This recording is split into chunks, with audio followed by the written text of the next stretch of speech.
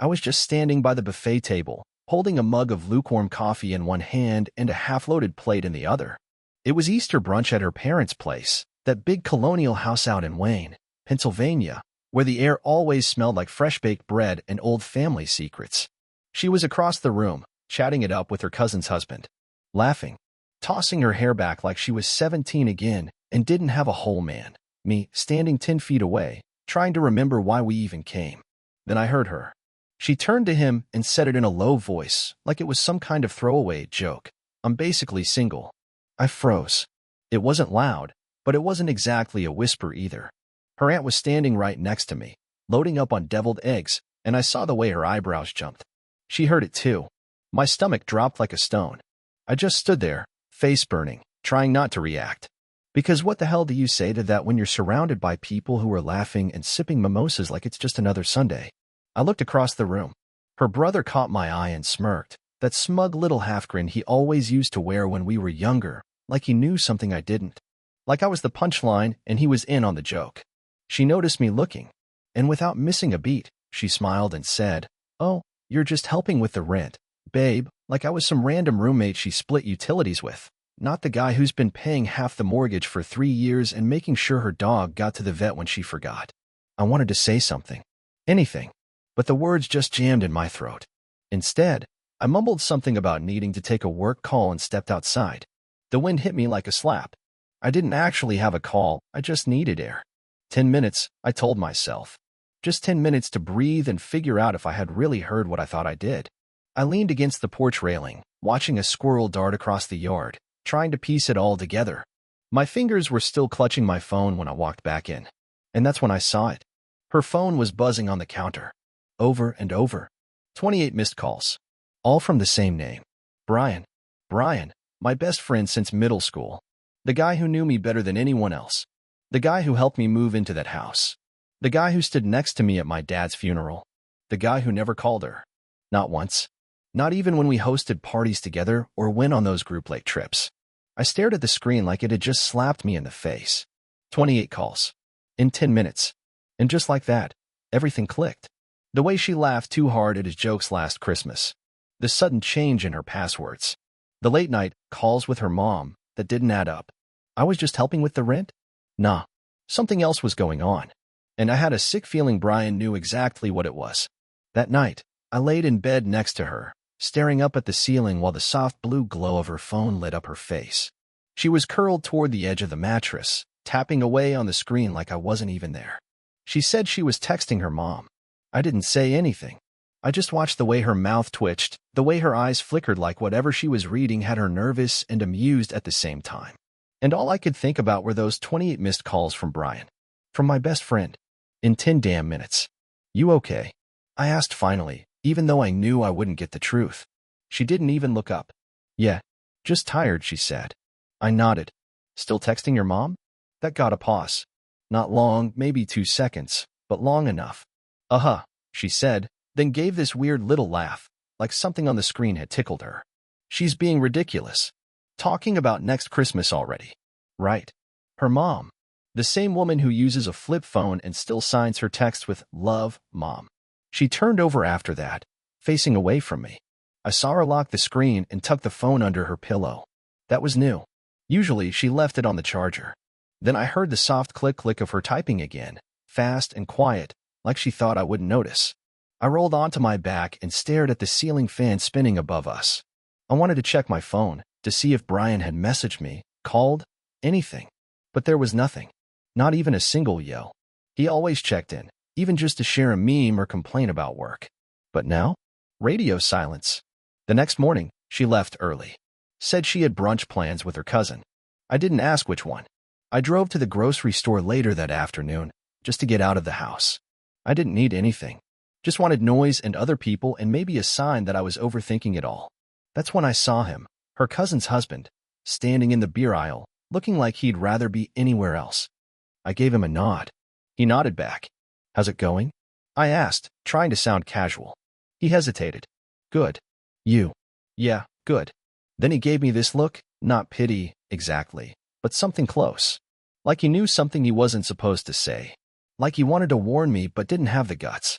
"You know," he said, Reaching for a six-pack? Family's weird? Huh? I blinked. What's that supposed to mean? He gave a quick, nervous laugh. Nothing.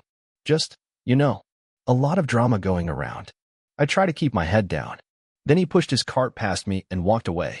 I stood there, holding a box of cereal I didn't even want, my stomach in knots. That night, back at home, she was all smiles again. Kissing me on the cheek, laughing at a dumb TV show, acting like everything was fine. Like she hadn't humiliated me in front of her entire family. Like Brian's name wasn't seared into my brain every time I closed my eyes. When I went to bed, her phone was locked. New password. I asked about it. Oh, she said, barely glancing up from her laptop. I changed it after that phishing scam went around. You should probably do the same. Right, I said, trying to keep my voice steady. Makes sense. She smiled. You're too sensitive, I was just joking with my cousin's husband. You know that, right? I didn't answer. You're not mad, are you? She added with that same smirk I used to find cute. It was a brunch joke. No apology. No remorse. Just a smirk and a joke. I laid in bed staring at the ceiling again, knowing deep down something was happening, something she wasn't saying. And then, like a cherry on top, I got a text from Brian's wife. Hey, if you talk to Brian, can you tell him to pick up his stuff from the porch? He's been crashing at Joe's since last week. That was the moment everything stopped spinning. Brian was kicked out? And he didn't tell me? She told her cousin I was basically single. Now Brian was out of his house and calling her 28 times in 10 minutes? The pieces didn't add up. But my gut already knew the answer. I just wasn't ready to say it out loud yet. It was a Wednesday night, 2 weeks after Easter brunch, and I couldn't sleep. Again, I had that same heavy, sinking feeling in my chest. The one you get when you already know the truth, but you're still hoping you're wrong. I'd been lying to myself, brushing off the late-night texts, the changed passwords, the weird tension, telling myself it was stress, coincidence, anything but what it really was. Then I looked out the window. Brian's car was parked at the end of our block. It was almost 2 a.m. I blinked hard, thinking maybe I was imagining it, but no, it was him. That busted bumper, the faded Philly sticker, the little dent near the gas cap. No doubt. I turned off the bedroom light and waited. She wasn't in bed. Hadn't been for a while. Said she was watching TV downstairs, but the TV wasn't on. I slipped on some shoes and walked out the back door, cutting through the alley like I was just out for a smoke. My heart was pounding so hard I could hear it in my ears. And then I saw her. She came out of the side gate, hoodie pulled low, hair tied up, walking fast with her head down. She moved like a teenager sneaking out, quiet, jittery, guilty. And she walked straight to Brian's car. I stopped in my tracks, just far enough back that the streetlight didn't catch me. I watched her pull the door open and slide into the passenger seat like it was routine, like she'd done it before. That was it. I stepped out onto the sidewalk and walked straight toward them. My hands were shaking, but my voice came out steady. Hey. She flinched, her hand already reaching for the door handle like she could hide this somehow. Brian stared straight ahead, hands tight on the steering wheel, jaw clenched. She laughed, this awkward, too loud laugh, and said, "Oh my God, you scared me. I was just giving him a ride." "Right?" I said. "A ride. At 2 a.m. In his car." She blinked like she hadn't thought that one through. I walked up to the car, leaned down, and looked straight at Brian. He still wouldn't meet my eyes. "How long has this been going on?" I asked. She opened her mouth, closed it, then shrugged. "It's not what you think." That line. That classic, lazy lie. "Then tell me what it is," I said. She hesitated again. Brian just sat there, silent, like he was hoping he could disappear into the upholstery. I looked at her, really looked at her, and something inside me snapped. "I'm done," I said. "I don't need this. I don't deserve this." That seemed to break whatever filter she had left. "You're overreacting," she snapped, finally getting out of the car. God, you were never really my guy anyway. That hit harder than I thought it would. Not because it was a surprise, but because it was the first honest thing she'd said in weeks. 12 years, I said quietly. 12 years, and I'm just some guy you were killing time with? She crossed her arms, suddenly defiant. You made it easy to feel alone, you know that? You were just there. Like a roommate with direct deposit. I stared at her for a second, then turned to Brian. Still nothing. He hadn't said a single word. Not even sorry. "Say something," I told him. He stared at the dash like it had answers. I shook my head. "You know what? Don't." I stepped back, letting the cold hit me full on. She was still standing there, arms crossed like she was the one who had been betrayed. And Brian? He just started the car. He didn't say a damn thing. Just kept his eyes forward, like I wasn't even real anymore. Then he drove off.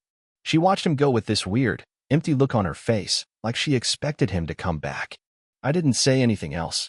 I just turned around and walked home. Alone. And for the first time in 12 years, I didn't look back. The next morning, my phone blew up. First it was her mom, my ex-almost mother-in-law, calling me like she hadn't spent every family gathering the last decade pretending I was a stray cat her daughter dragged home. "Don't overreact," she said as soon as I picked up. No hello. No small talk. Just that same condescending tone I'd heard 100 times before. "It's not that serious." Not that serious? I caught her sneaking into Brian's car at 2 in the morning. And I'm the one overreacting? I hung up. Then came her aunt, texting me paragraphs about misunderstandings and forgiveness, like this was some cheesy Hallmark plot. Even her grandmother chimed in with a voicemail. "You two were always so sweet together. Can't you just work it out?" Nobody asked if I was okay. Nobody even mentioned the word cheating. It was all about keeping things calm, keeping it quiet, sweeping it under the rug like everything else in that family. I didn't respond to any of them. Instead, I started packing. I took the bare minimum: clothes, my laptop, toiletries. Left everything else. The couch we bought together, the TV I paid for, the framed photo from our vacation to Bar Harbor she always said was her favorite. I left it all. Moved in with my brother for a while. His place was cramped and noisy and smelled like old pizza and gym socks, but it felt honest. Safe. He didn't say much when I showed up with a duffel bag and hollow eyes. Just opened the door, handed me a beer, and said, "So I guess it's done." "Huh?" "Yeah," I said. "It's done." A couple days later, I got a text from Brian. Just one sentence. "Sorry, man. We didn't mean for it to happen." Didn't mean for it to happen? That pissed me off more than anything else. You don't accidentally sneak around. You don't call someone's girlfriend 28 times in one morning and then say it just happened. That kind of betrayal takes effort. Intent. Time. I didn't reply. She didn't text. Not really. Just a few shallow messages over the next week or two. "We should talk sometime. This doesn't have to be permanent. I think we just lost each other for a while." She never apologized. Not once. Never even said the word sorry. Her mom called again. Left a voicemail this time. Said she just needs space and that I should give her time to process things. Like I was the one being difficult. Like I was the one who blew up our life over nothing. I stopped checking my phone after that. Let them talk. Let them twist it around. I knew how their stories always went: emotional detachment, not cheating. Miscommunication, not betrayal. All just a phase. Meanwhile, I was sleeping on a lumpy pull-out couch with my brother's cat walking over my face at 3 in the morning. One night, about a week later, he turned to me during a rerun of some dumb reality show and said, "You gotta be done with this." I didn't answer right away. Just stared at the TV like I hadn't heard him. But I had. And he was right. The next morning, I blocked her number. Blocked Brian too. Took a walk around the neighborhood. No destination. Just moving. Just breathing. That evening, my brother came home from work and tossed his phone on the table. "Guess who just updated her relationship status on Facebook?" he said. I didn't ask. He told me anyway. Brian's living there now. Like, full-on moved in. But she still told her mom you two are just on a break. I laughed. Actually laughed. Not because it was funny, it wasn't, but because it was so predictable. So on brand. Still trying to keep up the image that nothing's really wrong. That I'd be back any day now to sweep her off her feet and play house like none of it ever happened. But this time, I wasn't coming back. Let them spin their little stories. Let her pretend I was just helping with the rent. They could keep their fantasy. I was done living in it. A couple weeks after I moved out, I filed for divorce. We never got officially married, not legally, but we lived like it. Shared bills, joint lease, taxes filed together once. I talked to a lawyer anyway. Got everything in writing. Made it real. I wasn't going to be the guy who just fades out while everyone pretends nothing happened. She could tell her mom whatever she wanted. I wanted closure. A clean break. No more, just on a break. No more, helping with rent. No more me being the fallback plan. I found a one-bedroom place across town. Nothing fancy, carpet that squeaked, kitchen tiles from the 80s, but it was mine. All mine. First time in years I walked into a space and didn't feel like I had to shrink to fit someone else's version of what a relationship should look like. My brother helped me move, carried boxes up the stairs, and made dumb jokes about how bachelorhood looked good on me. "You gonna get a cat?" he asked, cracking a beer. "Start wearing robes and talking to yourself?" "Already talking to myself," I said. "The robes next." He laughed. "You're doing the right thing." I nodded, but didn't say anything. I wasn't sure how to explain the mix of relief and grief sitting in my chest like concrete. You don't spend over a decade with someone and just walk away clean. But I wasn't sad. Not really.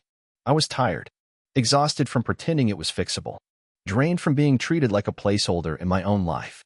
I heard from mutual friends now and then, people who didn't know how deep the mess really went. They'd say stuff like, "She seems different lately," or, "I think she's just going through something." Brian was still around. Last I heard, he had officially moved in, brought his gaming setup and everything. Same guy who used to crash on my couch after late nights. Now playing house in mine. They were already fighting, of course.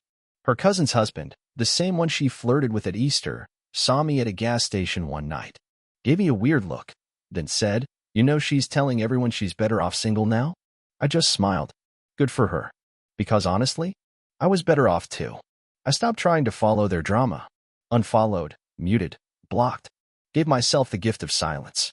Now my mornings start with actual quiet. Coffee on my little balcony.